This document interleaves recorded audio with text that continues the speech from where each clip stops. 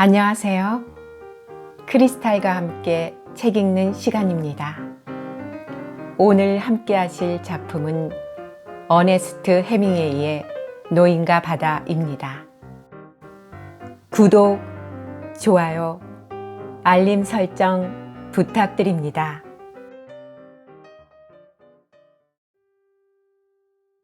미끼를 물었구나. 그는 말했다. 이제 난 그놈이 미끼를 실컷 먹도록 내버려 두는 거야.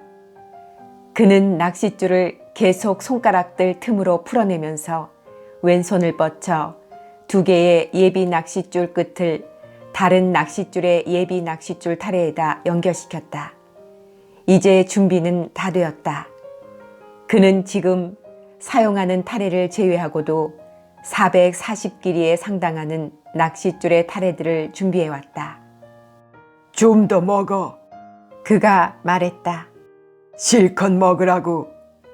낚싯바늘 끝이 내 심장 속으로 들어가 박혀 너를 죽이도록 실컷 먹으란 말이야. 그는 생각했다. 애태우지 말고 순순히 올라와줘. 그럼 난 작사를 4개 박을 거야. 알았지? 준비됐지? 이제 실컷 먹었니? 지금이다. 그는 소리내어 말했다. 그리고는 두 손을 사용하여 힘껏 잡아당겼다. 1야드가량의 낚싯줄이 당겨졌다. 그는 다시 그리고 또다시 잡아당겼다. 그의 팔 힘과 몸무게에 의지하여 두 팔을 번갈아 내휘둘렀다. 아무 일도 일어나지 않았다. 물고기는 천천히 움직여가고 있었다. 노인은 그것을 1인치도 끌어올리지 못하고 있었다. 그의 낚싯줄은 튼튼했다. 무거운 물고기를 잡기에 적합하도록 만들어진 것이었다. 그는 낚싯줄을 등 뒤로 넘겨 붙이고 잡아당겼다. 줄은 팽팽해졌고 작은 물방울들이 줄에서 튕겨져 나왔다. 그러나 물속에서는 찰싹이는 물소리가 들리기 시작했다. 그는 가로장에 몸을 지탱하고 앉아 물고기의 끄는 힘에 대항하여 줄을 계속 잡고 있었다. 배는 천천히 북서 방향으로 움직이기 시작했다. 물고기는 일정한 속도로 움직여가고 있었고 이들은 조용한 수면을 천천히 미끄러져 갔다. 다른 미끼들은 아직도 물속에 있었지만 어쩔 도리가 없었다. 그 애가 같이 있다면 좋으련만. 노인은 소리내어 말했다. 난 물고기한테 끌려가고 있어. 그러니까 나는 밧줄 매는 기둥이나 다름없게 된 거야. 줄을 매놓을 수도 있겠지. 하지만 그렇게 하면 저놈은 줄을 끊어버릴 거야. 그러니까 난 어쨌든 저놈을 놓치지 않도록 잘 잡고 있는 수밖에 없어. 그리고 놈이 원할 때 줄을 더 주는 거야. 이놈이 항해를 하고 있는 것을 다행으로 여겨야 해. 아래로 더 내려가려 하지 않고 말이야. 이놈이 밑으로 내려갈 경우 나는 어떻게 해야 할 것인가를 알고 있지 않아. 놈이 갑자기 깊은 물속으로 몸을 쳐박고 죽을 경우 난 어찌할는지도 모르고 있다고. 하지만 어떻게 되겠지. 할 수 있는 일은 꽤 많으니까. 그도 낚싯줄을 등에 고정시킨 채 그것이 물속에서 그리는 사선을 지켜봤다. 그리고 끊임없이 북서쪽으로 움직여가는 배의 움직임도 함께 지켜봤다. 이렇게 계속 나아간다면 이 몸은 죽고 말 거야. 이 짓을 한없이 계속할 순 없겠지. 하지만 4시간이 흐른 뒤에도 물고기는 배를 끌고 계속 바다로 헤엄쳐 가고 있었다. 노인은 여전히 낚싯줄을 등에 갖다 붙인 채 힘껏 버티고 있었다. 내가 이놈을 낚은 것은 정오 무렵이었어. 그가 말했다. 그런데 난 아직 이놈이 어떻게 생겼는지도 못 보았단 말이야. 그는 고기를 낚기에 앞서 밀짚 모자를 한껏 눌렀었다. 그것 때문에 지금 그는 이마가 쪼개질 듯 아팠다. 그는 또 목도 말랐다. 그는 무릎을 짚고 앉았다. 줄이 흔들리지 않도록 애쓰며 이물 쪽으로 가까이 간 후 한 손을 뻗어 물병을 잡았다. 그는 병마개를 열고 물을 조금 마셨다. 그리고 나선 몸을 이물에 기댄 채 휴식을 취했다. 그는 장자에서 떼어서 내려놓은 돛대와 돛에 앉아서 쉬었다. 그러면서 그는 아무런 생각 없이 그저 어쨌든 버티는 데 주력하려 했었다. 그는 문득 뒤를 돌아보고 육지가 전혀 보이지 않는다는 사실을 발견했다. 그건 상관없어. 그는 생각했다. 난 언제건 하바나의 불빛으로 되돌아갈 수 있으니까. 해가 지기까지는 2시간의 여유가 있었다. 그리고 물고기는 그 전에 나올지도 모른다. 그렇지 않다면 아마 달과 같이 떠오를지도 모르고, 그렇게 안 한다면 내일 아침 해가 뜰 때까지는 올라오리라. 나는 쥐가 나지도 않았고 아직 힘도 빠지지 않았다. 입속에 낚싯바늘을 물고 있는 건 물고기 쪽이야. 하지만 이렇게 잡아당기는 힘이 센 것을 보니 정말로 굉장한 물고기인 것 같았다. 아마도 철사를 꽉 물고 있으리라. 그는 물고기를 보고 싶었다. 그는 그가 어떤 놈과 맞붙어 싸워야 하는지 알기 위해서라도 그 놈을 한번 보고 싶었다. 그날 밤 물고기는 노인이 별의 위치를 보고 판단할 수 있는 한 노선이나 방향을 바꾸지 않았다. 해가 지고 날씨가 추워지자 노인은 등과 팔과 그의 늙은 다리에 솟았던 땀이 차갑게 마르는 것을 느꼈다. 낮 동안 그는 미끼 상자를 덮은 헝겊자루를 벗겨 햇볕에 말려두었었다. 해가 지자 그는 자루를 몸에 둘러묶어 그것으로 등을 덮었다. 그러고 나서 그는 조심스럽게 자루자락을 어깨에 걸쳐져 있는 낚싯줄 밑으로 해서 아래로 끌어내렸다. 자루는 낚싯줄을 받치는 쿠션 역할을 했다. 그리고 그는 몸을 앞으로 굽혀 고물에 의지할 수 있는 자세로 바꾸어 앉았다. 이제 그는 거의 편안해졌다. 사실상 지금의 상태는 지금까지의 상태보다 조금 나을 뿐이었지만 그는 거의 안락한 상태라고 생각했다. 나도 이놈을 어찌해 볼 수 없고 이놈도 마찬가지인 거라고 그는 생각했다. 이놈이 이 짓을 계속하는 이상 그럴 수밖에 없었다. 그는 한번 일어서서 뱃전 너머로 소변을 봤다. 그리고는 별을 쳐다보며 배가 가고 있는 방향을 살폈다. 낚싯줄은 그의 어깨 너머에서부터 곧바로 뻗쳐내려졌고 물속에서 인강을 바라는 듯 했다. 이제 그들은 좀 더 천천히 움직이고 있었다. 그리고 하바나의 불빛은 좀 더 희미했다. 그것으로 그는 조류의 흐름이 이제 그들을 동쪽으로 이끌고 있음을 알 수 있었다. 내가 하바나 불빛을 잃고 있다는 것은 우리가 아까보다 더 동쪽으로 가고 있다는 말밖에 안 돼. 그는 생각했다. 왜냐하면 물고기가 원래 코스를 유지했다면 그는 하바나의 불빛을 아직도 여러 시간 동안 볼 수 있어야 했기 때문이다.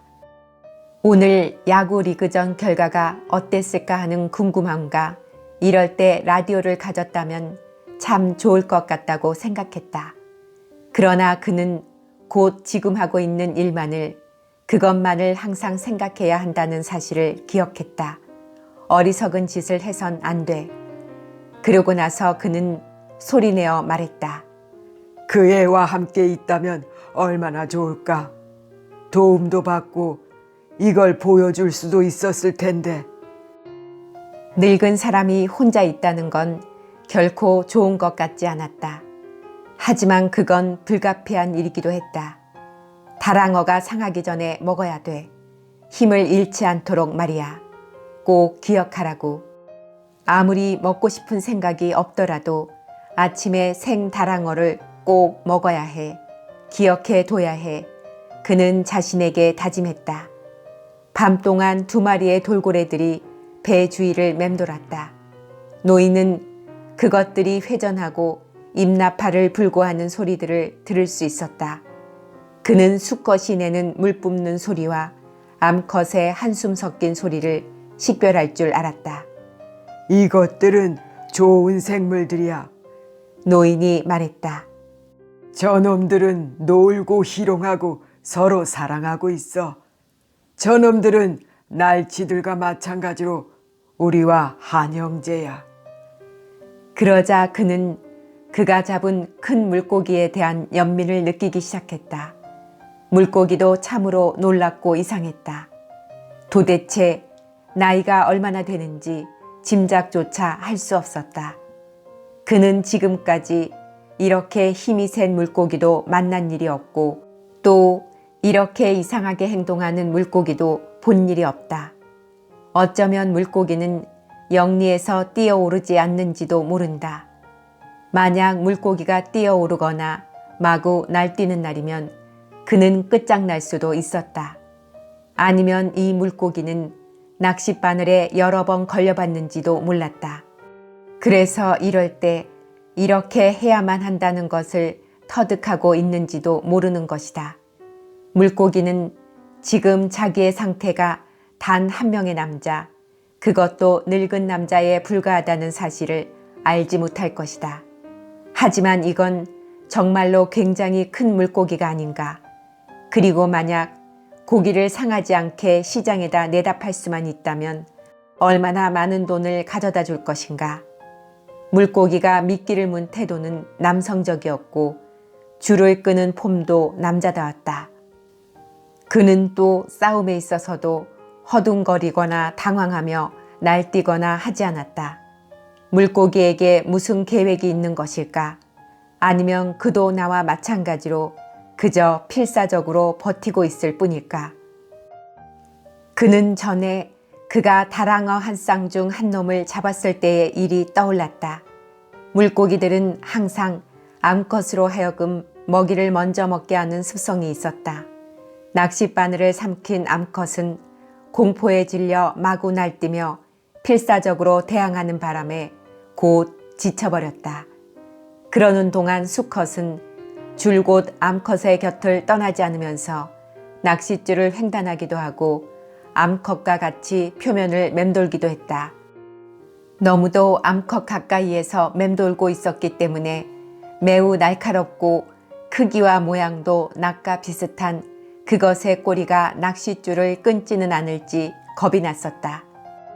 노인은 끝이 빙 둘러 사포의 결 같고 칼과 같이 날카로운 그것의 주둥이를 잡은 채 갈퀴로 찍어가지고 몽둥이로 내리쳤다.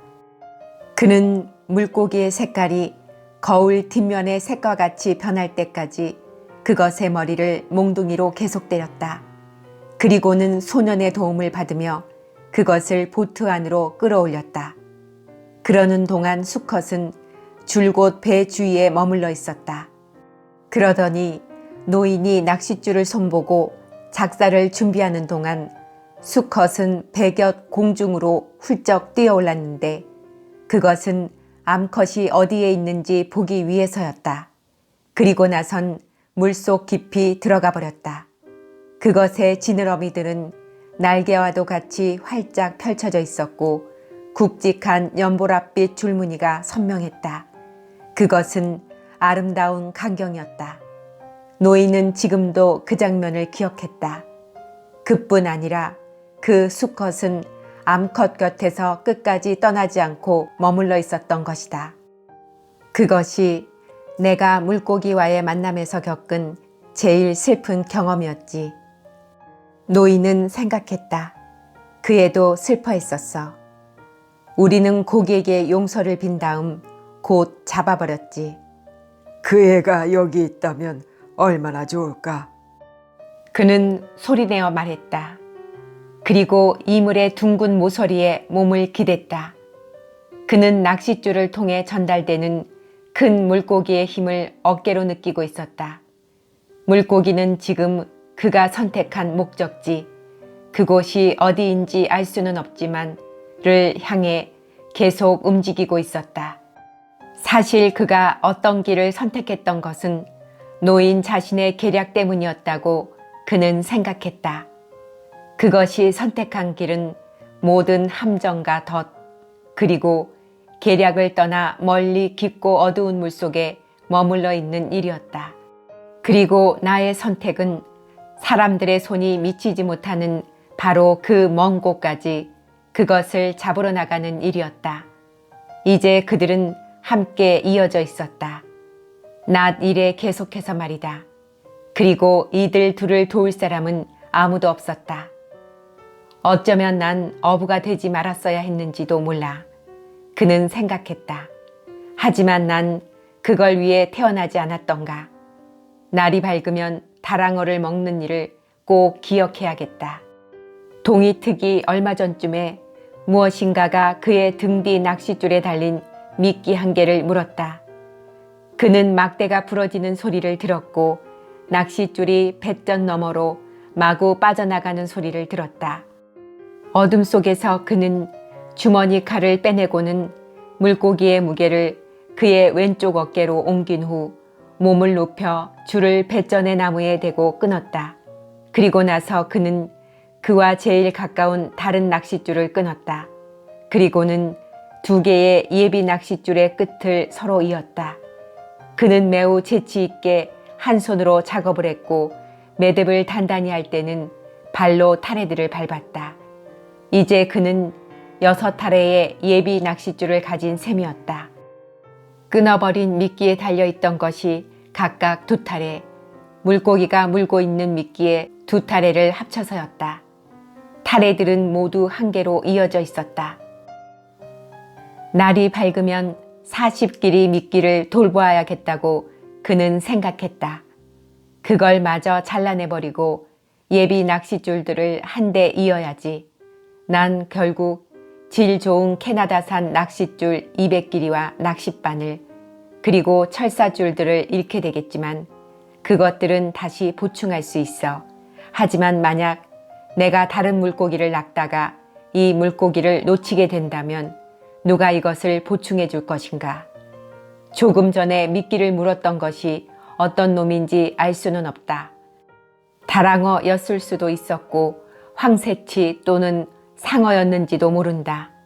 난 그놈을 탐지해 보지 않았으니까 너무도 빨리 그놈을 없애버려야 했기 때문이지. 그는 소리를 내어 말했다. 그 아이와 함께 있다면 얼마나 좋을까?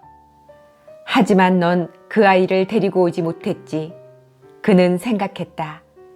지금 넌 너밖에 믿을 사람이 없어. 그러니까 넌 이제 얼른 마지막 낚싯줄을 처리해야 한다고.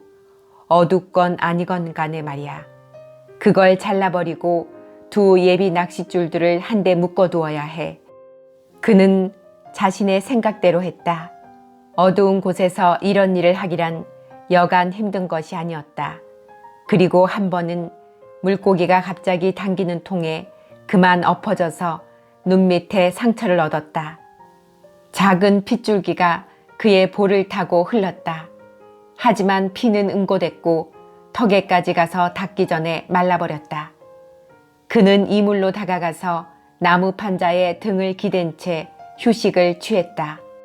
그는 헝겊자루를 다시 매만지고 조심스레 낚싯줄을 그의 어깨 다른 부분으로 옮겨 놓았다. 그리고 그는 그것을 어깨로 고정시키면서 물고기의 끄는 힘을 조심스레 살폈고 손을 물속에 넣어 배의 움직이는 속도를 가늠했다. 그것이 아까는 왜 그렇게 갑자기 움직였던 걸까? 그는 생각했다. 아마도 줄이 그것의 거대한 등에 스쳤겠지. 그것의 등은 설마 내 등처럼 아프진 않을 거야. 제 아무리 위대한 물고기라 해도 이 배를 한없이 끌고 갈 수는 없을 거야. 이제 방해가 될 만한 것은 모두 없애버렸고 난 풍족한 여분의 줄을 준비해 놓았지. 그 이상 바랄 것이 아무것도 없어. 물고기야, 그는 조용히 소리내어 말했다. 난 죽을 때까지 너와 함께 있으련다. 그것도 아마 끝까지 나와 함께 있겠지. 노인은 생각했다. 그리고는 날이 새기를 기다렸다. 새벽 공기는 무척 추웠다. 그는 열을 얻기 위해 나무 판자에다 몸을 바싹 갖다 댔다. 내가 버티는 동안 나도 버틸 수 있어. 그는 생각했다. 첫 새벽의 여명 속에서 낚싯줄이 물속에 길고 깊게 뻗어 있는 것을 볼 수 있었다. 배는 꾸준히 움직였다. 해가 모습을 드러내기 시작했을 때 해는 노인의 오른쪽 어깨 위에 있었다. 놈은 북쪽으로 가고 있군. 노인이 말했다. 물의 흐름을 따라가고 있는 것이라면 우리는 훨씬 동쪽으로 가 있을 거야. 그는 생각했다.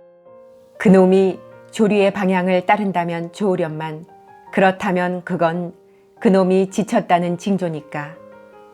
해가 더 높이 솟았을 때 노인은 물고기가 지치지 않았다는 것을 알 수 있었다. 희망적인 것은 단 한 가지밖에 없었는데 그것은 낚싯줄이 만들고 있는 각도가 이제 덜 깊은 물에서 헤엄치고 있다는 것을 말해주는 것뿐이었다. 그렇다고 해서 반드시 물고기가 뛰어오르리라고 말할 수는 없었다. 하지만 가능성은 있었다. 제발 저놈이 뛰게 해주십시오. 노인은 말했다. 낚싯줄은 충분하니까. 내가 줄을 좀 더 세게 잡아당긴다면 어쩌면 저놈은 아파서 뛰어오를지도 몰라. 그는 생각했다. 이제 날도 밝았고 저놈이 뛰어오르기만 하면 되는 거야. 뛰어오르기만 하면 놈의 불에가 공기가 들어가 찰 것이고 그렇게 되면 저놈은 다시는 죽기 위해 깊은 물속으로 들어갈 수 없게 될 거야. 그는 줄을 좀 더 힘껏 당겨보았다. 하지만 줄은 그가 처음 고기를 낚은 이래 줄곧 어느 순간에고 끊어질 정도로 팽팽해져 있었다. 그는 줄의 장력을 증가시키는 일은 불가능하다는 것을 알았다. 난 이놈을 억지로 잡아당기려 애쓰지 말아야 돼. 그는 생각했다. 잡아당길 때마다 낚싯바늘에 걸린 상처는 점점 커질 테고 그렇게 되면 물고기가 뛰어올랐을 때 낚싯바늘이 고기의 입에서 빠져나올 수 있었기 때문이었다. 어쨌든 난 지금 해가 떠올라 무척 편안해졌어. 그리고 오늘만은 해를 똑바로 보지 않아도 낚싯줄에는 누런 물풀이 걸려 있었다. 하지만 노인은 물풀이 줄의 무게를 가중시켜 물고기가 끄는 일을 더 어렵게 해줄 것을 알았기 때문에 기쁘게 여겼다. 그것은 누런색만 해초들이었다. 밤에 그토록 많은 인광을 낸 것은 바로 이것들이었다. 물고기야, 그가 말했다. 난 너를 사랑하고 굉장히 존경한단다. 하지만 난 오늘 안으로 널 죽이게 될 거야. 그렇게 되길 바라고 있지. 그는 생각했다. 작은 새 한 마리가 북쪽으로부터 배를 향해 날아왔다. 그것은 수면 위를 낮게 나는 놀이새였다. 노인은 새가 지쳤다는 걸 알 수 있었다. 새는 배의 고물까지 와서 닿더니 거기에 앉아 쉬었다. 다음으로 그것은 노인의 머리 위를 빙 돌았다. 그리고 나서 새는 낚싯줄에 가서 앉았는데 좀 더 편안한 모양이었다. 넌 몇 살이나 됐니? 노인이 새에게 물었다. 이번이 너의 첫 번째 횡단 여행이니? 새는 노인이 말을 하는 동안 그를 쳐다보았다. 그것은 너무도 피곤하여 낚싯줄을 조사해 볼 기운도 없는 것 같았고 여린 두 발로 줄을 꽉 부여잡은 채 몸을 뒤뚱거리고 있었다. 줄은 튼튼하단다. 노인이 새에게 말했다. 너무 끄떡없을 지경이야. 어젯밤엔 바람도 없었는데 그렇게 지쳐서야 되겠니? 새들은 무얼 희망하며 살지? 매들은 이런 새들을 만나러 바다로 나오지. 그는 생각했다. 하지만 노인은 이것은 작은 새에게 말하지 않았다. 그러나 그것은 그의 말을 알아듣지 못할 테고 또 매에 관해서는 그가 무엇라고 이야기해 주지 않더라도 저 자신이 이제 곧 알게 될 테니까. 잘 쉬어라 새야. 그는 말했다. 그리고 나서 어디든 날아가. 다른 새들처럼, 사람들처럼, 혹은 물고기들처럼 한번 겨루어 보라고. 말을 하고 나니까 그는 기운이 나는 것 같았다. 그 전까지는 그는 밤사이에 뻣뻣해지고 통증이 심해진 등 때문에 좀 피곤해져 있었던 것이다. 원한다면 내 집에 계속 있어도 좋아, 새야. 그는 말했다. 돛을 올려 너를 미풍에 실어 보낼 수 없어 미안하구나. 하지만 내겐 친구가 생긴 셈이로군. 그러나 물고기가 갑자기 앞으로 돌진했다. 그 바람에 노인은 이물에 내동댕이 쳐졌고, 만약 그가 얼른 정신을 차려 낚싯줄을 더 내주지 않았다면 물속으로 끌려 들어갔을 것이다. 줄이 그처럼 급작스럽게 당겨졌을 때 새는 날아가 버린 모양이었다. 노인은 그것이 떠나는 것을 보지 못했다. 그는 오른손으로 낚싯줄을 잘 점검했다. 그러면서 그는 그의 손에서 피가 흐르고 있는 것을 발견했다. 무엇인가로 물고기가 아팠던 모양이야. 그는 소리내어 말했다. 그리고 혹시라도 물고기의 방향을 돌려볼 수 있을까 하여 낚싯줄을 잡아당겨 봤다. 하지만 줄이 끊어질 것처럼 팽팽해지자 그는 더 이상 줄을 잡아당기지 않고 그 상태를 유지했다. 그리고는 전과 같이 줄의 압력을 감당하는 데 주력했다. 이제 넌 지치기 시작하고 있는 거야, 물고기야. 그는 말했다. 그리고 정말이지 나도 마찬가지란다.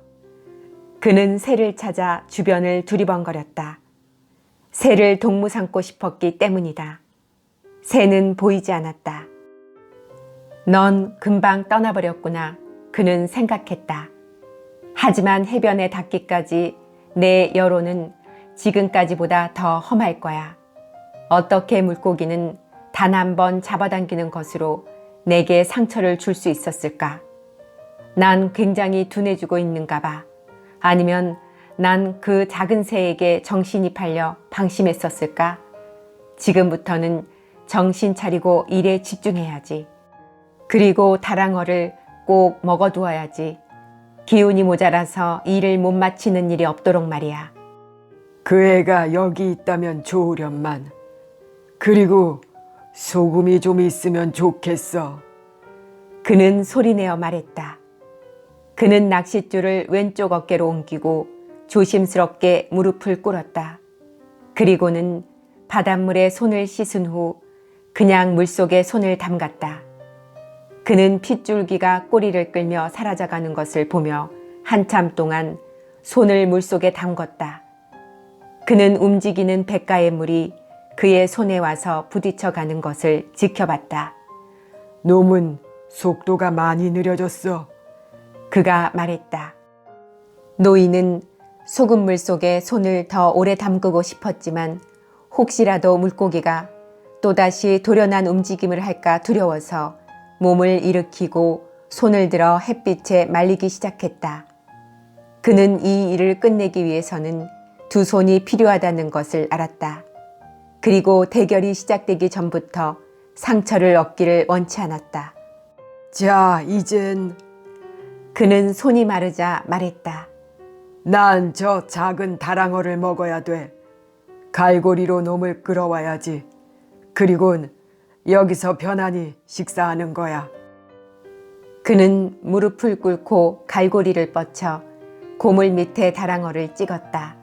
그리고는 그것이 탈해진 낚싯줄을 건드리지 않도록 주의하며 자기 앞으로 끌어당겼다.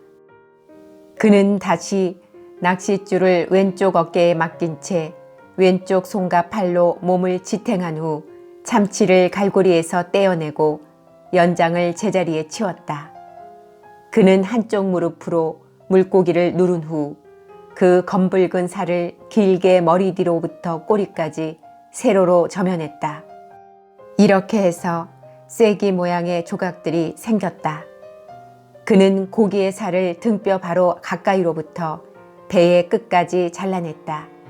긴 조각 6개를 잘라내자 그는 그것들을 이물 부분에 나무 판자에 펴 널었다. 그러고 나서 칼을 바지에 문지른 후 남은 찌꺼기를 들어 올려 뱃전 너머로 떨어뜨렸다. 한 조각을 한 입에 먹진 못하겠어. 그는 말했다. 그리고는 칼로 조각 한 개를 가로로 절단했다. 낚싯줄에 가해지는 세찬 압력은 계속되고 있었다. 그의 왼손이 저려왔다. 손은 두터운 밧줄에 바싹 오그라져 붙어 있었고 그는 혐오감을 가지고 그것을 바라봤다. 도대체 무슨 손이 이 모양이야? 그렇게 쥐관하고 싶다면 마음대로 해보려무나. 새 발가락같이 되고 싶으면 되라고. 그래봤자 내게 이익이 될 건 없을걸. 자, 어서 서둘러. 그는 생각했다. 그리고는 어두운 물속에 낚싯줄이 그리고 있는 사선을 들여다봤다. 지금 그걸 먹는 거야. 그럼 손에도 힘이 생길 거야. 그건 손의 잘못이 아니라고. 너무도 오랜 시간을 물고기와 실랑이 했지 않은가 말이야. 하지만 넌 저것과 끝없이 같이 있게 될지도 몰라. 지금 다랑어를 먹어둬야겠어. 그는 한 조각을 집어 입에 넣고 천천히 씹었다. 맛이 그리 나쁘지는 않았다. 잘 씹어야 해. 그는 생각했다.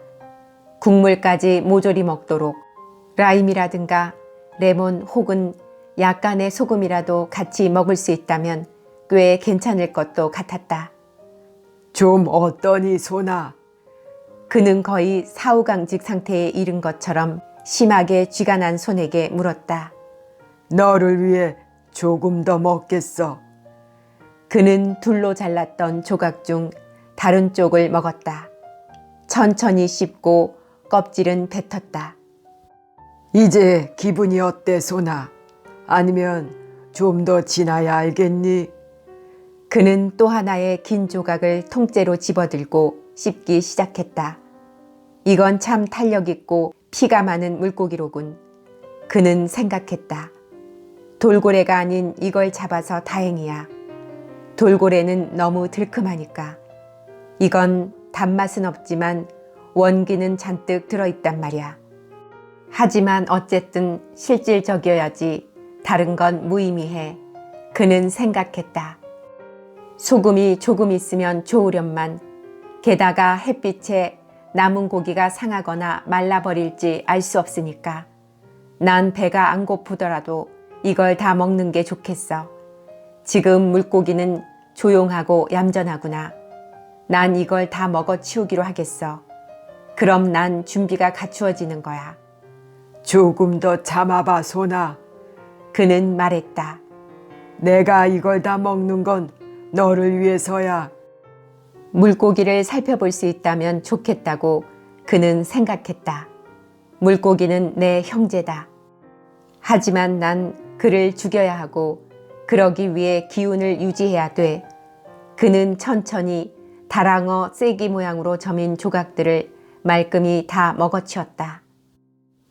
그는 손을 바지에 닦으면서 허리를 폈다. 자, 이제 그는 말했다. 넌 그 줄을 놓는 거야. 내가 그 짓을 그만둘 때까지 내가 오른팔 하나로 어떻게든 버텨볼 테니. 그는 왼쪽 발을 왼손이 잡고 있던 굵은 줄에 갖다 대고 몸을 비스듬히 뒤로 눕혔다. 제발 손에 쥐가 가라앉아야 할 텐데. 그는 말했다. 왜냐하면 물고기가 어떻게 나오는지 모르니까 말이야. 물고기는 당장은 어떻게 해볼 생각은 없는 모양이야. 그는 생각했다. 원래의 계획대로만 움직이고 있는 것 같았다. 하지만 그것의 계획이란 무엇이며 그리고 또 나의 계획은 무엇인가? 물고기가 그렇게 큰 이상 그의 계획은 물고기의 계획에 맞추어 즉흥적으로 세워져야 했다. 놈이 뛰어오르면 난 그놈을 죽일 수 있지. 하지만 만약 물고기가 계속해서 물속에서 버틴다면 그럼 그놈과 같이 한없이 이 상태로 버텨야겠지. 그는 쥐난 손을 바지에 대고 문질렀다. 그리고 손가락들을 움직여 보았다. 하지만 손은 오므려진 채 꼼짝도 하지 않았다. 어쩌면 햇볕이 더 따뜻해지면 움직일지는 몰라 하고 그는 생각했다. 아니면 그 싱싱한 작은 다랑어가 소화될 즈음에는 움직일지도 모르지. 내게 그 손이 꼭 필요하게 되면 어떤 대가를 치르더라도 움직이도록 할 테야. 하지만 지금은 난 그걸 강제로 하고 싶진 않아. 저절로 움직이길 기다려보겠어. 자연스레 돌아오도록 해보는 게 좋아. 사실 간밤에 너무 손을 혹사시켰던 게야. 그 많은 낚싯줄들을 끊고 잊고 하느라고 말이지. 바다의 이곳저곳을 살펴본 그는 그가 얼마나 오랫동안 홀로 있는가를 깨달았다. 하지만 물속에서 만들어지는 분강들을 볼 수 있었고 그의 앞에 뻗어 있는 낚싯줄 그리고 바다의 잔잔하고 신비스런 파동을 볼 수 있었다. 무역풍이 불어올 징조로 구름이 층을 쌓기 시작하고 있었다. 그는 앞쪽으로 물오리 한 무리가 하늘을 배경으로 마치 물 위에 조각품처럼 부각된 것을 보았다. 그것들의 자태는 흐려졌다가는 다시 부각됐다. 그는 바다에서는 그 어떤 것도 결코 혼자 있지 않다는 것을 알았다. 어떤 어부들은 작은 배를 타고 육지가 보이지 않는 바다로 나가는 것을 두려워했다. 그들은 날씨가 변덕스럽기 짝이 없는 곳에 들어가게 된다는 것을 알고 있었던 것이다. 하지만 지금은 태풍의 달이었다. 태풍이 없을 때의 태풍의 달들은 1년 중 가장 좋은 기간이었다. 바다에 나와 있으면 태풍이 오려는 징후를 며칠 전부터 알아볼 수 있었다. 육지에선 그걸 볼 수 없지. 왜냐하면 사람들은 어떤 징후를 찾아야 하는지를 모르기 때문이지. 그는 생각했다. 육지에서도 구름 모양 같은 것이 변하기는 하겠지만 지금은 태풍이 오고 있지 않은 것이 분명해. 그는 하늘을 쳐다봤다. 흰 솜털구름이 융숭하게 쌓아 올린 아이스크림의 층층탑처럼 보였다. 그 훨씬 위쪽으로는 9월의 하늘을 배경으로 얇은 깃털구름이 하늘거리고 있었다. 미풍이 부는군. 그는 말했다. 너에게보다는 내게 유리한 날씨로구나, 물고기야. 그의 왼손은 아직도 쥐가 난 채로 있었다. 하지만 그는 손을 천천히 풀어가고 있었다. 난 쥐나는 건 딱질색이지. 그는 말했다.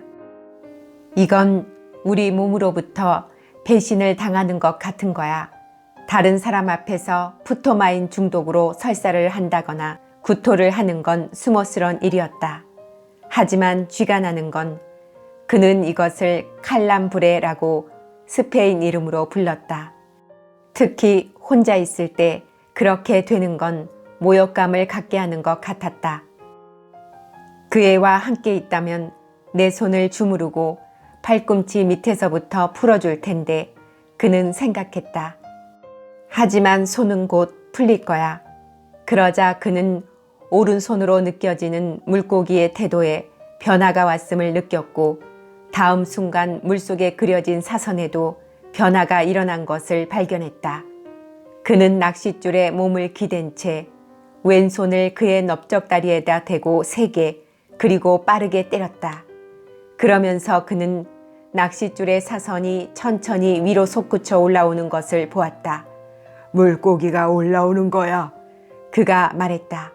정신 차려, 소나. 제발 정신 차리라고. 낚싯줄은 천천히 그리고 꾸준히 올라왔다.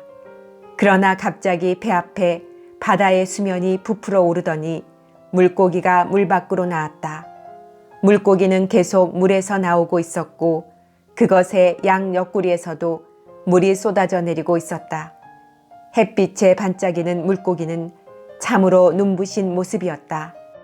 그것의 머리와 등은 짙은 보라색이고 물고기 옆구리의 줄무늬는 폭이 넓은 연보라색이었다. 주둥이는 야구 방망이처럼 길었고 가늘고 긴 쌍날 칼처럼 끝으로 갈수록 뾰족해져 있었다. 물고기는 잠수부와 같은 유연한 동작으로 물에서 완전히 나왔다가는 다시 물속으로 들어갔다. 노인은 그것의 큰 날과 같은 꼬리가 물속으로 사라지는 것을 보았다. 낚싯줄이 걷잡을 수 없이 풀려나가기 시작했다. 놈은 배보다 2피트는 더 길겠어. 노인이 말했다. 낚싯줄은 빠른 속도로 풀려나가고 있었다. 하지만 규칙적이었다. 물고기가 당황한 것은 아니었다. 노인은 두 손으로 낚싯줄을 잡고 끊어지지 않을 정도로만 잡아당겼다. 그는 꾸준히 압력을 가해 물고기의 속력을 늦추지 않으면 물고기는 낚싯줄을 몽땅 끌어내어 결국 끊고 달아날 것임을 알았다. 놈은 굉장해. 난 물고기한테 그걸 알게 해야 돼. 그는 말했다. 난 물고기로 하여금 절대로 제가 얼마나 힘이 세다는 걸 알지 못하게 해야 돼. 그리고 도망치는 데 성공할 경우 어떻게 된다는 것도 알게 해서는 안 되지. 내가 만약 저 물고기라면 난 지금 모든 방법을 동원해서 빠져나가기 위해 계속 달릴 거야. 하지만 다행히도 물고기들은 그들을 죽이는 우리 인간처럼 영리하지는 못하지. 좀 더 품이 있고 능력이 있긴 하지만. 노인은 지금까지 큰 물고기를 많이 보았었다.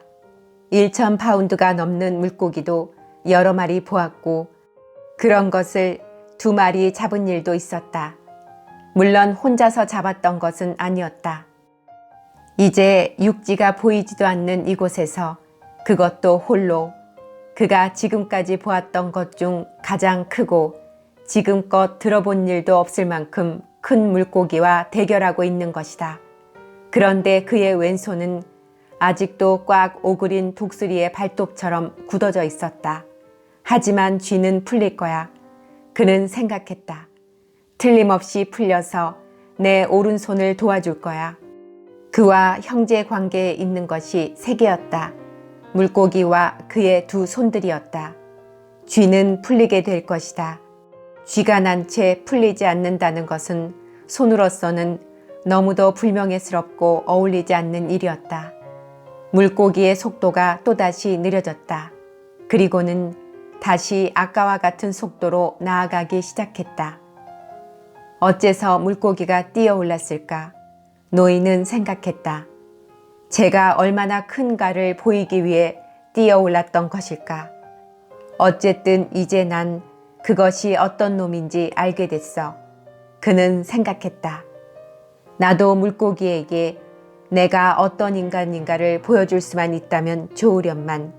하지만 그렇게 되면 물고기는 쥐난 내 손을 보게 되겠지. 물고기로 하여금 나를 실제보다 더 강한 인간으로 생각하게 해야 돼. 그리고 난 그렇게 될 거야.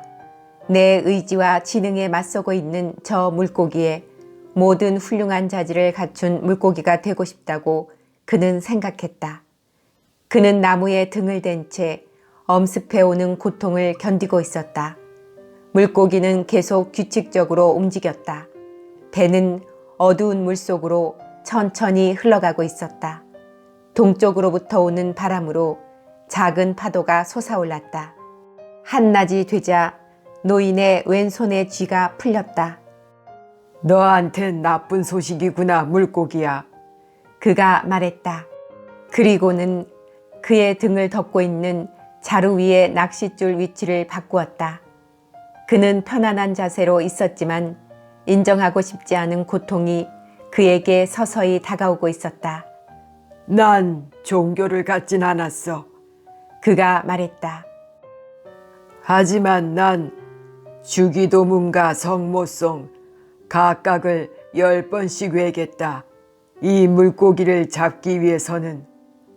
그리고 난 이 물고기를 잡기만 한다면 코브레의 성녀까지 순례 여행을 할 것을 약속하겠어.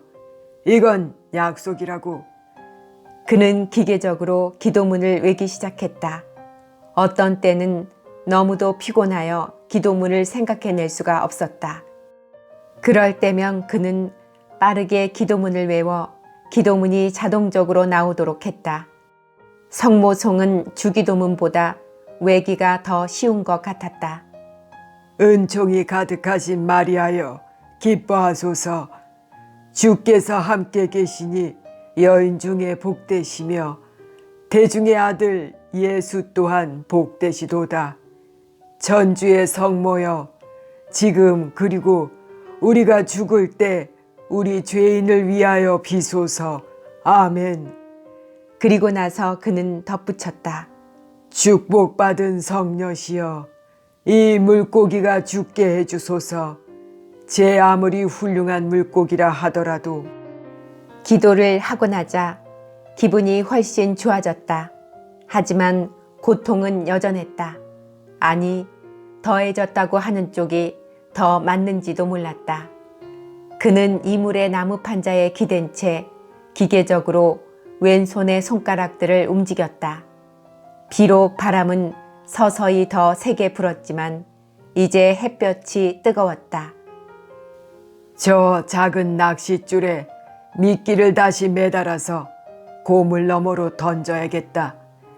그는 말했다. 만약 물고기가 또 하룻밤을 버티기로 한다면 또다시 식사를 해야 하고 물병의 물도 이제 거의 다 마셨거든.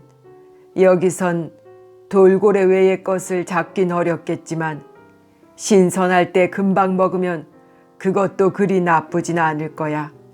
날치 한 마리쯤 오늘 밤 배에 뛰어든다면 좋겠다. 하지만 내겐 그것들을 끌 불빛이 없어. 날치는 날것으로 먹기에 훌륭한 물고기지. 그리고 특별히 칼질을 할 필요도 없고. 이제부턴 다른 일에 힘을 써선 안 돼. 정말이지 난 그놈이 그렇게 크고 힘이 셀 줄은 몰랐는걸. 하지만 난 저놈을 죽일 거야. 그가 말했다. 제 아무리 위대하고 영화에 둘러싸인 놈이라고 하더라도 말이야. 그건 부당한 일이긴 하지만 인간의 힘과 인간의 인내력이 어떤 건지 보여주겠어. 그는 생각했다. 난 그 애한테 내가 이상한 늙은이라고 말했었지. 그는 말했다. 바로 그렇다는 걸 증명할 때가 된 거야. 그가 그걸 지금까지 수천 번 증명했다 해도 그건 아무 의미가 없었다. 이제 그는 그 사실을 다시 증명하려 하고 있는 것이었다. 그것은 번번이 새로운 경험이었으며 그는 작업을 하는 동안 과거의 일에 대해 생각하는 일이 없었다. 저놈이 잠을 잔다면 나도 좀 잘 수 있겠는데, 그리고 사자꿈도 꿀 수 있고 그는 생각했다. 어째서 다른 것이 다 사라진 다음 사자만이 거의 홀로 남아있을까? 딴 생각은 하지마, 늙은이야. 그는 자신에게 경고했다. 이제 나무에 기대서 가만히 쉬도록 해. 그리고 아무 생각도 하지 않는 거야. 물고기는 지금 움직이고 있어. 넌 되도록 일을 적게 하고 많이 쉬는 거야. 이제 오후에 접어들고 있었다. 그리고 배는 아직도 느리기는 하나 꾸준하게 움직이고 있었다. 하지만 지금은 동쪽에서 불어오는 미풍 때문에 약간의 저항력이 더해져 있었다. 노인은 잔잔한 바다를 순탄하게 나아가고 있었다. 이제 낚싯줄이 주는 고통은 훨씬 유연하고 부드러워져 있었다. 오후에 한번 낚싯줄은 다시 솟아오르기 시작했다. 하지만 물고기는 수면 위로 약간 올라온 채 계속 헤엄칠 뿐이었다. 해는 이제 노인의 왼쪽 팔과 어깨 그리고 등 언저리에 와 걸쳐 있었다. 그것으로 그는 물고기가 동북쪽으로 방향을 돌렸음을 알 수 있었다. 이제 노인이 물고기를 한번 본 이상 그는 그 보라색 지느러미를 날개처럼 활짝 펼치고 크고 멋진 꼬리를 빳빳이 세워 어두운 물속을 베듯이 달리고 있는 모습을 상상해 볼 수 있었다. 저 깊이에서 물고기는 어느 만큼의 시력을 가지고 있을까? 노인은 생각했다. 물고기의 눈은 엄청나게 컸다. 말은 그보다 훨씬 작은 눈을 가지고 있지만 어둠 속에서 시력을 잃거나 하지는 않는다. 한때 그도 어둠 속에서 사물을 곧잘 보았었지만 완전한 어둠 속에서는 아니었다. 하지만 거의 고양이만큼은 볼 수 있었다. 꾸준히 손가락을 움직인 덕분으로 이제 그의 왼손의 쥐는 완전히 풀려 있었다. 그는 이제 낚싯줄의 압력을 왼손에게 좀 더 맡기기 시작했다. 그리곤 등의 근육을 약간 흔들어 줌으로써 낚싯줄의 압력으로 생기고 있는 고통을 덜어보려 했다. 넌 지치지 않았구나, 물고기야. 그는 소리내어 말했다. 그건 아주 이상한 물고기인가 봐. 그는 이제 몹시 피곤했다. 그는 이내 밤이 올 것을 알았다. 그는 다른 일들을 생각해 보려고 애썼다. 그는 대리그전에 대해 생각했다. 그에게 그건 그란리가 대리그전의 스페인어였다. 그는 뉴욕 양키즈가 디트로이트의 티그레스와 시합 중인 것을 알고 있었다. 벌써 이틀째 시합의 게임의 스페인어의 결과를 모르고 지내는구나. 그는 생각했다. 하지만 난 자신을 가져야 해. 그래야지 발뒤꿈치 뼈의 고통에도 불구하고 모든 걸 그렇게 잘해내고 있는 디마지오에게 부끄럽지 않게 되는 거야. 발 뒤꿈치 뼈가 아프다는 걸 무엇라 하지? 그는 자신에게 물어봤다.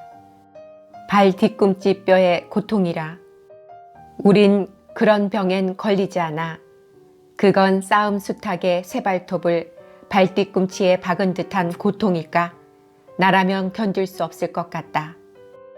눈 하나를 잃는다든가 아니면 두 눈을 다 잃어가면서 투개처럼 계속 싸우는 그런 힘든 일은 해낼 수 없을 것 같았다. 인간은 큰 새나 큰 물고기에 비교해 볼 때 너무나 보잘것없다. 하지만 나 같으면 차라리 저 어두운 바닷속의 물고기가 되겠다. 상어들이나 달려든다면, 그는 소리내어 말했다. 만약 상어가 오는 날엔 그놈하고 나하곤 처량한 처지가 되는 거지. 위대한 디마지오는 내가 이 물고기하고 버티고 있는 만큼 오랫동안 물고기 한 마리와 싸울 수 있을까? 물론일 거야. 그리고 아마 나보다 더 오래 버틸 수 있을걸. 나보다 더 젊고 튼튼하니까. 더욱이 그 사람 아버지가 어부였지. 하지만 그 사람, 그 발뒤꿈치 뼈가 너무 고통스럽지 않을까? 몰라, 나는. 그는 소리내어 말했다. 난 그런 것 때문에 고생해 본 일이 없으니까. 해가 지자 그는 기운을 내보기 위해 카사블랑카 술집에서의 일을 생각했다. 그때 그는 부두에서 제일 힘이 세다고 하는 시엠푸에고스 출신의 몸집이 어마어마한 흑인하고 팔씨름을 벌였다. 둘은 꼬박 하루낮과 하루밤을 테이블에 그려진 백묵선에다 팔꿈치를 붙이고 겨루었다. 팔꿈치 아래부터 꼿꼿이 세웠으며 손을 꽉 움켜잡은 채 그들은 서로 상대방의 손을 넘어뜨려 테이블에 가 닿게 하려고 애썼었다. 사람들은 이 내기에 많은 돈을 걸고는 석유 등 불빛 밑으로 방을 들락거리고 있었다. 그는 그 흑인의 팔과 손, 그리고 얼굴을 지켜보고 있었다. 처음 8시간이 지난 다음에는 4시간에 한 번씩 심판관의 교대가 있었다. 심판관들이 잠잘 수 있게 하기 위해서였다. 둘의 손톱 밑에서 피가 솟아났고 둘은 서로의 눈, 손, 팔 등을 쏘아보았다. 돈을 건 사람들은 방을 들락거리기도 했고 높다란 의자를 벽에 붙여놓고 올라앉아 승부를 지켜보기도 했다. 방의 벽은 파랗게 페인트를 칠한 판자벽이었다. 등불의 불빛이 벽에 그림자를 만들고 있었다. 그 흑인 그림자는 거대했고 등불이 바람에 흔들릴 때마다 그림자도 따라 흔들렸다. 둘의 승부는 밤새도록 이쪽 저쪽으로 바꿔가며 기울어졌다. 사람들은 흑인에게 럼주를 주고 담배에 불을 붙여주었다. 흑인은 럼주를 마신 다음이면 기운을 내어 굉장한 힘을 기울여 보곤 했다. 그러다가 한 번은 그 흑인이 노인을 거의 3인치나 기울어지게 했다. 하지만 노인은 다시 손을 먼저 위치로 일으켜 세웠다. 그때 그는 그가 흑인을 압도하고 있다는 것을 알았다. 흑인은 패배에도 불구하고 좋은 인품과 훌륭한 운동 소질을 과시했다.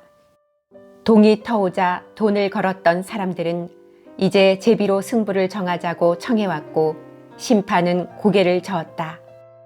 바로 그때 그는 힘에 고삐를 풀었고 흑인의 손이 이윽고 테이블의 나무 표면에 가닿을 때까지 계속 내리눌렀다. 시합은 일요일 아침에 시작되어 월요일 아침에 끝났다.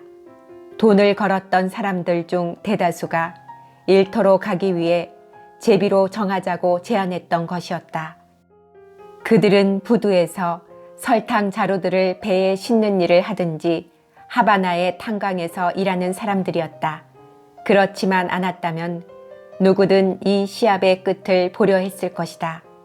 그러나 어쨌든 그는 그들 중 누구도 일터를 향해 떠나기 전에 끝장을 냈던 것이다.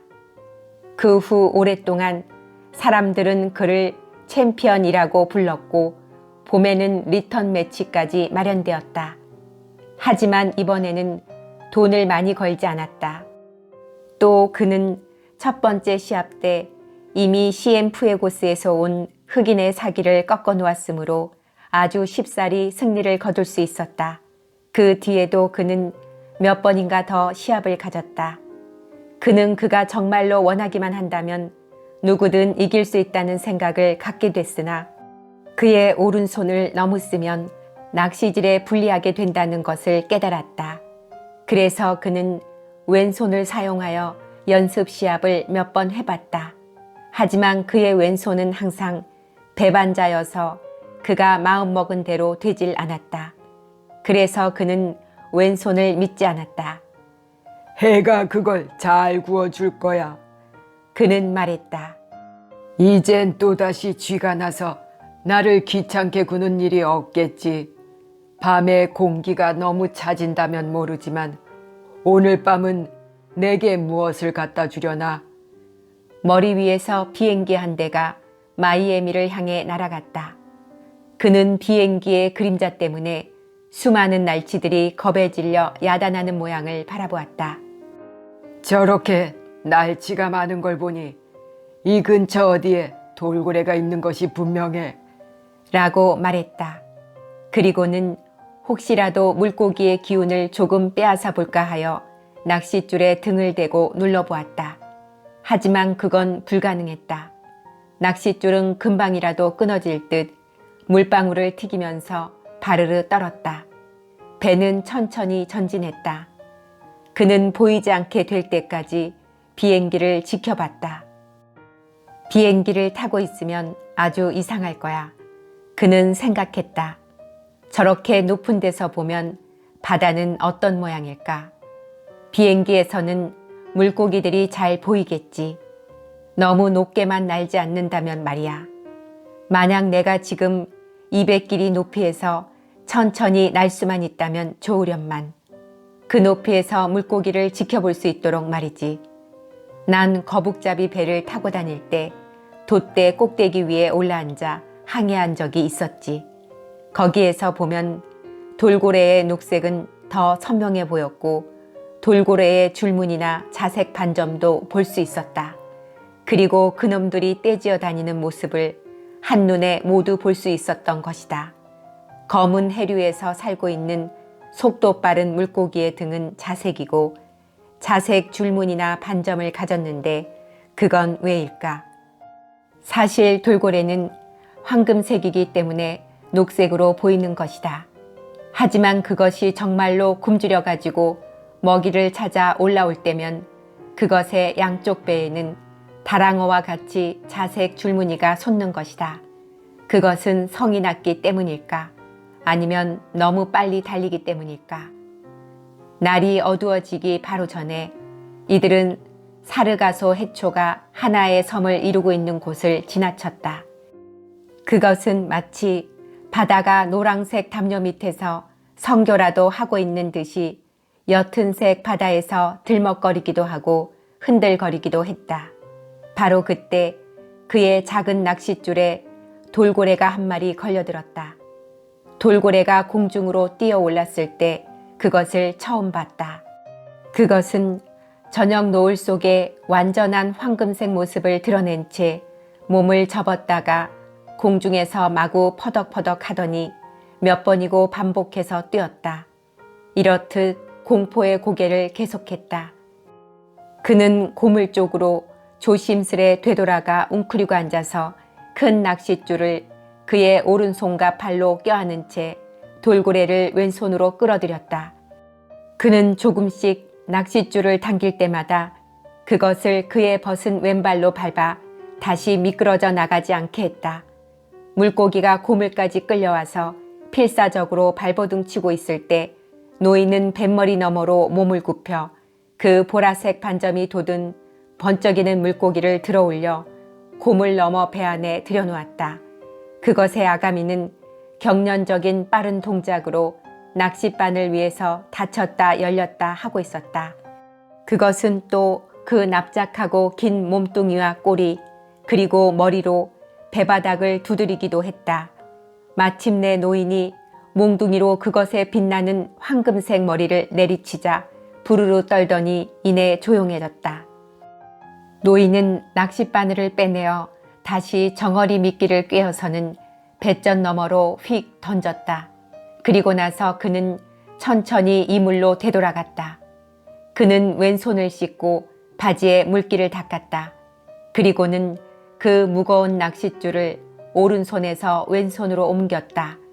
그는 오른손을 바닷물에 씻으면서 해가 바다로 들어가는 광경과 큰 낚싯줄이 그리고 있는 사선을 바라봤다. 조금도 변화가 없어. 그는 말했다. 하지만 손에 와서 닿는 물결의 힘으로 보아 물고기의 속도가 눈에 띌 정도로 느려졌다는 것을 알 수 있었다. 노 두 개를 같이 고물에 묶어 놓자. 그렇게 하면 물고기의 속도도 밤사이에 느려질 테니까. 그가 말했다. 놈은 오늘 밤도 끄떡없을 거야. 그리고 나도 그렇고. 조금 있다가 돌고래의 배를 가르는 게 좋겠어. 고기에 든 피를 보존하기 위해서 말이야. 그는 생각했다. 그건 조금 후에 하면 돼. 그리고 노를 고물에 묶어 놓는 것도 그때 하면 될 거고. 난 지금은 물고기를 진정시키는 게 좋아. 해질녘엔 귀찮게 굴지 않는 게 좋다고. 어떤 물고기든 해질녘엔 다루기가 힘들어지니까. 그는 손을 공중에서 말린 후 그 손으로 낚싯줄을 잡았다.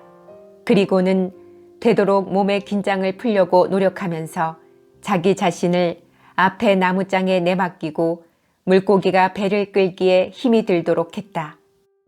난 조금씩 요령을 터득하고 있는 거야. 그는 생각했다. 적어도 이런 정도의 요령 말이야. 그뿐만이 아니었다. 놈은 몸집이 거대했고 그만큼 먹을 것도 많이 필요할 텐데 미끼를 문 후 아무것도 먹지 않고 있는 것이다. 그 자신은 다랑어 한 마리를 몽땅 먹었고 또 내일은 돌고래를 먹을 것이다. 노인은 돌고래를 도라도라고 불렀다. 난 어쩌면 그걸 손질하면서 조금 먹을 거야. 아마 이건 다랑어보다 먹기가 더 어려울지도 모르지. 하지만 세상에 쉬운 일이 어디 있어야지. 기분이 어때, 물고기야? 그는 소리내어 물었다. 난 기분이 좋아. 그리고 내 왼손도 좋아졌어. 그리고 난 하룻밤과 하루낮 동안의 식량도 확보했다고. 배를 끌어라, 물고기야. 그는 정말로 기분이 좋은 것은 아니었다. 왜냐하면 그의 등의 통증이 이제는 아픈 도를 지나쳐서 기분 나쁜 둔탁한 느낌으로 변해 있었다. 하지만 난 그보다 더 큰 어려움도 여러 번 겪었어. 그는 생각했다. 난 손에 약간의 상처가 생겼을 뿐이고 다른 쪽 손에 났던 쥐도 이제는 사라졌어. 내 다리들도 상태가 좋고 그뿐 아니라 난 이제 식량 면에서도 물고기보다 우세하지 않은가. 9월엔 해가 진 다음 어둠이 빨리 내려서 바야흐로 사면은 어둠에 쌓이고 있었다. 그는 고물에 많은 나무장에 등을 댄 채 몸을 눕히고 되도록 휴식을 많이 취하려 애썼다. 첫 별들이 나와 있었다. 그는 리겔성, 오리온 자리의 베타성으로 겨울철 저녁 남쪽 하늘에 반짝이는 청백색의 거성의 이름은 몰랐지만 지금 그것을 보았고 그건 이제 곧 그 별자리가 모두 나오게 될 것을 알려준과 동시에 먼 곳의 친구 별들도 다 나올 것을 암시하는 것이었다. 물고기도 내 친구지. 그는 소리내어 말했다. 난 그런 물고기를 본 적도 없고 들어본 적도 없어. 하지만 난 그놈을 죽여야 하지. 별들을 죽이지 않아도 된다는 건 천만다행이야. 매일 인간이 달을 죽여야 한다고 상상해봐. 달은 도망가겠지. 하지만 만약 우리가 매일같이 해를 죽이려 한다면 어떨까? 그렇게 타고나지 않은 것은 정말 행운이야. 그는 생각했다. 그러자 그는 먹을 것이 아무것도 없는 그 큰 물고기가 가엾어졌다. 하지만 물고기가 가엾다고 해서 그것을 죽이려는 결심이 느슨해지거나 하는 일은 없었다. 저 물고기는 얼마나 많은 사람들의 식량이 될까? 그는 생각했다. 그들은 저 물고기를 먹을 만한 자격이 있는 자들일까? 물론 아니지. 물고기의 태도나 그것이 지닌 굉장한 위험으로 보아 아무도 그런 자격을 가졌을 것 같지 않아. 난 이런 건 이해하지 못해. 그는 생각했다. 하지만 인간이 해나 달 또는 별을 죽이지 않아도 된다는 것은 좋은 일이야. 바다에 의지하고 살면서 우리의 참 형제들을 죽여야 한다는 것만도 충분히 어려운 일이니까. 이제 난 물고기의 속도를 늦출 방법을 시도해 보는 거야. 그는 생각했다. 즉, 물고기가 마지막 힘을 내어 달아나려 한다면 노들의 제지력이 커질 테고 그렇게 되면 줄을 많이 풀어주어야 하는데 자칫 물고기를 잃게 될지도 모른다. 또 배가 가볍다는 것은 물고기나 나의 고통을 지연시키기도 하지만 다른 한편 그것은 내 안전 조건이기도 하지. 물고기는 지금껏 사용하지 않은 굉장한 속도를 낼 소질을 가졌으니까. 아무튼 난 돌고래가 상하기 전에 배를 따야겠다. 그리고 또 돌고래 고기를 좀 먹고 기운을 내야 돼. 이젠 난 1시간 동안 더 쉬고 물고기가 끄떡없이 변함없는 속도로 움직이고 있는지 확인하는 거야. 그러고 나서 나는 고물로 되돌아가서 작업을 하고 결정을 내리는 거야. 그동안 나는 고기가 어떻게 행동하는지 관찰하고 무슨 변화라도 보이는지 살펴보면 돼. 노를 그렇게 사용하는 건 좋은 계략인 것 같아. 하지만 이제 안전을 중요시해야 할 때가 된 것 같아. 놈은 아직도 기운이 좋아. 낚싯바늘이 놈의 입 구석에 박힌 걸 나도 봤지만 그놈은 입을 꽉 다물고 있는 거야. 낚싯바늘이 주는 고통은 별게 아니야. 배고픔과 자기가 알지 못하는 어떤 것에 대적하고 있다는 사실이 물고기에겐 견딜 수 없는 것일 게야. 이제 쉬어, 늙은이야. 그리고 내 다음 근무 시간까지 물고기로 하여금 일하게 하는 거야. 그는 그의 짐작에 약 2시간가량의 휴식을 취했다. 달은 이제 훨씬 늦게야 떴기 때문에 그는 시간을 짐작할 길이 없었다. 또 앞서보다 비교적 쉬었다는 것이지 사실상 정말 휴식을 가진 것도 아니었다. 그는 아직도 물고기가 잡아당기는 힘을 어깨로 감당하고 있었다.